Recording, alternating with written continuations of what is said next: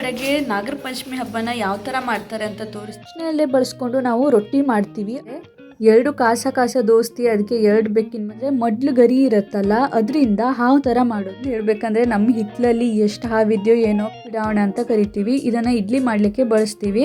ಅದರಲ್ಲಿ ರೊಟ್ಟಿ ರೆಡಿ ಆಗಿದೆ, ಬಜ್ಜಿ ಮಾಡಿದ್ದಾರೆ. ಇವುಗಳೆಲ್ಲ ಹಸಿರಾಗಿ ಕಾಡು ಥರ ಆಗ್ಬಿಡತ್ತೆ ಅಂತ.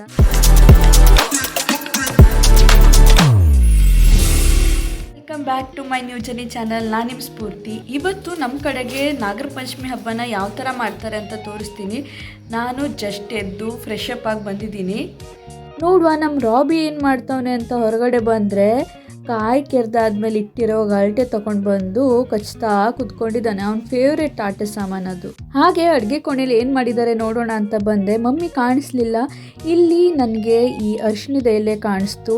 ಈ ಅರಿಶಿಣ ಎಲೆ ಬಳಸ್ಕೊಂಡು ನಾವು ರೊಟ್ಟಿ ಮಾಡ್ತೀವಿ. ಅದೇ ಇವತ್ತಿನ ಹಬ್ಬದ ಸ್ಪೆಷಲ್ ತಿನಿಸು. ಅಡುಗೆ ಕೋಣೆ ಸೈಡ್ ಮಮ್ಮಿ ಕಾಣಿಸ್ದೇ ಇದ್ರು ಮಮ್ಮಿ ಸಾಕಿರುವಂಥ 2 ಬೆಕ್ಕಿನ ಮರಿ ಕಾಣಿಸ್ತು. ಬೆಕ್ಕಿನ ಮರಿ ಬೆಳಗಿನ ರೂಟೀನ್ ಏನಂದರೆ ಮಮ್ಮಿ ಸ್ವಲ್ಪ ಹಾಲು ಹಾಕ್ತಾರೆ, ಅದನ್ನು ಕುಡ್ಕೊಂಡು ಹೋಗುದೆ. ಅದಕ್ಕಾಗಿ ಕಾಯ್ತಾ ಕುತ್ಕೊಂಡಿದೆ 2 ಬೆಕ್ಕಿನ ಮರಿನೂ. ಈ ಬೆಕ್ಕಿನ ಮರಿ ಬಾಲ ನೋಡಿ ಯಾವಾಗಲೂ ಇದೇ ಥರ ಸ್ಟ್ರೇಟ್ ಆಗಿರ್ತದೆ, ಆದರೆ ಅದು ಮಾತ್ರ ಯಾವಾಗೂ ಮಬ್ಬು, ಅಲ್ಲಿ ಹೋಗಿ ಮಲ್ಕೊಂಡಿರೋದೇ ಕೆಲಸ. ಈ ವೈಟ್ ಕಲರ್ದು ಚೂಟಿ ಇದೆ. 2 ಕಾಸ ದೋಸ್ತಿ, ಅದಕ್ಕೆ 2 ಬೆಕ್ಕಿನ ಮರಿನ ಸಾಕೊಂಡಿದ್ದೀವಿ. ಬೆಳಿಗ್ಗೆ ಎದ್ದು ಟೀ ಒಂದು ಕುಡಿದ್ಬಿಟ್ರೆ ಫ್ರೆಶ್ ಅಂತ ಅನಿಸ್ತದೆ. ಅದಕ್ಕೆ ತಿಂಡಿ ಮಾಡಿಕೊಂಡೆ ನೆಕ್ಸ್ಟ್ ಎಲ್ಲ ಕೆಲಸ ಮಾಡೋಣ ಅಂತ ಹೋದೆ. ನೋಡಿದ್ರೆ ಇಡ್ಲಿ ಮಾಡಿದ್ರು. ಇಡ್ಲಿ ಮತ್ತು ಚಹಾ 2 ತಿನ್ಕೊಂಡು ಕುಡ್ಕೊಂಡು ನೆಕ್ಸ್ಟ್ ಏನು ಕೆಲಸ ಇದೆ ಅಂತ ನೋಡ್ಲಿಕ್ಕೆ ಹೋದೆ. ಮನೆದೆಲ್ಲ ಸಣ್ಣ ಪುಟ್ಟ ಕೆಲಸ ಮುಗಿಸಿ ದೇವ್ರ ಮನೆ ಕಡೆ ಹೋದೆ. ದೊಡ್ಡಪ್ಪ ಬಂದು ದೇವ್ರ ಪೂಜೆಗೆಲ್ಲ ರೆಡಿ ಮಾಡ್ಕೊತಾ ಇದ್ರು. ನನಗೂ ಒಂದು ಕೆಲಸ ಇತ್ತು. ಏನಂದರೆ ಮಡ್ಲು ಗರಿ ಇರುತ್ತಲ್ಲ, ಅದರಿಂದ ಹಾವು ಥರ ಮಾಡೋದು. ಪ್ರತಿ ವರ್ಷ ಕೂಡ ಮಾಡ್ತೀವಿ. ಯಾಕೆ ಮಾಡ್ತೀವಿ ಅಂತ ಗೊತ್ತಿಲ್ಲ. ಈ ಥರ ಮಾಡಲಿಕ್ಕೆ ಕಾರಣ ಏನಂತ ಕೇಳಿದೆ, ಅವ್ರಿಗೂ ಕೂಡ ಗೊತ್ತಿಲ್ಲ. ಮೊದಲಿಂದ ಬಂದಂಥ ಸಂಪ್ರದಾಯ, ನಾವು ಇದೇ ಥರ ಮುಂದುವರ್ಸ್ಕೊಂಡು ಬಂದಿದ್ದೀವಿ ಅಂತ ಹೇಳಿದ್ರು. ನಾನೀಗ ಕೇಳಿದ ಥರನೇ ಅವರು ಕೂಡ ಕ್ವಶನ್ ಕೇಳಿದರೆ ಅವ್ರಿಗೂ ಗೊತ್ತಾಗ್ತಿತ್ತು ಏನೋ, ನಂಗೆ ಗೊತ್ತಿಲ್ಲ. ಈಗ ಈ ಹಬ್ಬಕ್ಕೆ ನಾವು ಯಾವುದೇ ಭಟ್ರನ್ನ ಕರೆಸಿ ಪೂಜೆ ಮಾಡಿಸೋದಿಲ್ಲ. ಯಾಕಂದರೆ ಪ್ರತಿಷ್ಠಾಪನೆ ಮಾಡಿದಿಂದ ಇವಾಗಿನ ತನಕನೂ ನಾವೇ ಪೂಜೆ ಮಾಡ್ಕೊಂಡು ಬಂದಿರೋದು. ಅದಕ್ಕೆ ಪ್ರತಿ ವರ್ಷ ಅದನ್ನೇ ಕಂಟಿನ್ಯೂ ಮಾಡ್ಕೊಂಡು ಬಂದಿದ್ದೀವಿ. ಪೂಜೆ ಎಲ್ಲ ಮಾಡಿದ್ವಿ. ದೇವರಿಗೆ ಕೈ ಮುಗಿದು ಶ್ರದ್ಧೆಯಿಂದ ಬೇಡ್ಕೊಂಡ್ವಿ, ಪೂಜೆ ಮಾಡಿ ಎಲ್ಲರಿಗೂ ಒಳ್ಳೇದು ಮಾಡಪ್ಪ ಅಂತ ಹೇಳಿ.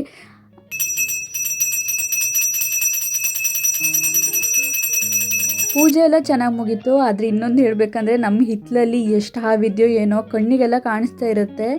ನಾವು ಪ್ರಾಣಿಗಳಿಗೆ ಏನೂ ಮಾಡದೇ ಇದ್ದರೆ ಅವುಗಳು ಕೂಡ ನಮಗೇನು ಮಾಡಲ್ಲ. ಹಾಗಾಗಿ ಹಾವು ಹೋಗ್ತಾ ಇದ್ರು ನಾವು ಸುಮ್ಮನೆ ನಿಂತ್ಕೋತೀವಿ, ಅದ್ರ ಪಾಡಿಗೆ ಅದು ಹೋಗ್ಬಿಡತ್ತೆ.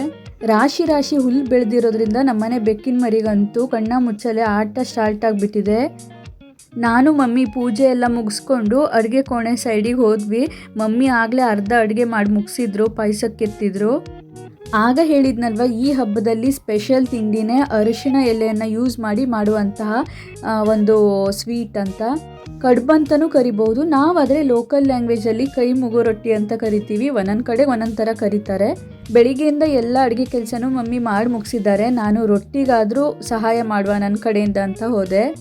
ಅಕ್ಕಿ ಹಿಟ್ಟನ್ನ ಎಲೆಗೆ ಹಚ್ಕೊಂಡು ಕಾಯಿ ಮತ್ತು ಬೆಲ್ಲ ಸೇರಿಸಿ ಒಂದು ಹೂಳನ್ನ ಮಾಡಿರ್ತೀವಿ. ಅದನ್ನು ಈ ಥರ ಮಾಡಿ ಫೋಲ್ಡ್ ಮಾಡಿಬಿಟ್ರೆ ಆಯಿತು. ಈ ಪಾತ್ರೆಗೆ ನಿಮ್ಮ ಕಡೆ ಏನು ಹೇಳ್ತಾರೋ ಗೊತ್ತಿಲ್ಲ. ನಮ್ಮ ಕಡೆಗೆ ಇಡ್ಲಿ ಪಿಡಾವಣ ಅಂತ ಕರಿತೀವಿ. ಇದನ್ನು ಇಡ್ಲಿ ಮಾಡಲಿಕ್ಕೆ ಬಳಸ್ತೀವಿ. ಅದರಲ್ಲಿ ಇದನ್ನು ಇಟ್ಟು ಈ ದಗೆ ಇರುತ್ತಲ್ಲ ಅದರಲ್ಲಿ ಬೇಯಿಸ್ಬಿಟ್ರೆ ಆಯಿತು. ಇದನ್ನು ಬೇಯೋಕೆ ಇಟ್ಬಿಟ್ಟು ನಾವು ನೆಕ್ಸ್ಟು ಸ್ವಲ್ಪ ಪೂಜೆ ಮಾಡೋದಿತ್ತು, ಆ ಕಡೆಗೆ ಹೋದ್ವಿ. ಅಲ್ಲಿ ನಾಗರಕಟ್ಟೆ ಪೂಜೆ ಆದಮೇಲೆ ಇಲ್ಲಿ ತುಳಸಿ ಪೂಜೆ ಮಾಡ್ತೀವಿ. ಇದು ದಿನದ ಪೂಜೆ ಥರನೇ. ಹೊರಗಡೆ ತುಳಸಿಗೆ ಕಾಯಿ ಒಂದು ಎಕ್ಸ್ಟ್ರಾ ಹೊಡಿತೀವಿ. ಇವತ್ತು ಸ್ಪೆಷಲ್ ಹಬ್ಬ ಅಲ್ವಾ, ಅದಕ್ಕೆ ಕಾಯಿ ಹೊಡೆದು ಒಳಗಡೆ ಪೂಜೆ ಮಾಡೋಕ್ಕಿಂತ ಮೊದಲು ದೇವರಿಗೆ ಎಡೆ ಹಾಕ್ತೀವಿ. ಎಡೆಯಲ್ಲಿ ಎಣ್ಣೆಲಿ ಕರ್ದಿದ್ದ ಐಟಮ್ ಹಾಕಲ್ಲ. ಹಪ್ಪಳ, ಉಪ್ಪಿನಕಾಯಿ ಆ ಥರದ್ದು ಕೂಡ ಹಾಕಲ್ಲ. ಜಸ್ಟ್ ಅನ್ನ ಸಾರು, ಆಮೇಲೆ ಸ್ವೀಟು, ಬಾಜಿ ಆ ಥರದನ್ನೆಲ್ಲ ಹಾಕಿ ದೇವರಿಗೆ ಅದನ್ನು ಅರ್ಪಿಸ್ತೀವಿ. ಪೂಜೆ ಎಲ್ಲ ಆಯಿತು. ಈಗ ಊಟ ಒಂದೇ ಬಾಕಿ ಇರೋದು. ಇದೇ ನೋಡಿ, ರೊಟ್ಟಿ ರೆಡಿ ಆಗಿದೆ, ಬಜ್ಜಿ ಮಾಡಿದ್ದಾರೆ, ಪಾಯಸ, ಅನ್ನ ಸಾರು, ಹಪ್ಪಳ, ಉಪ್ಪಿನಕಾಯಿ ಅಷ್ಟೇ ಇವತ್ತು ಮಾಡಿರೋದು. ಜಾಸ್ತಿ ಮಾಡಿಬಿಟ್ರೆ ಉಳಿದು ಬಿಡುತ್ತೆ. ನಾಳೆಗೆ ಮತ್ತೆ ಅದನ್ನು ತಿನ್ನಲಿಕ್ಕೆ ಬೇಜಾರು. ಯಾಕಂದರೆ ಬೇಳೆ ಸಾರಲ್ವ, ಅದಕ್ಕೆ ಸ್ವಲ್ಪನೇ ಮಾಡಿಕೊಂಡು ಹಬ್ಬದ ಊಟ ಮಾಡೋದು.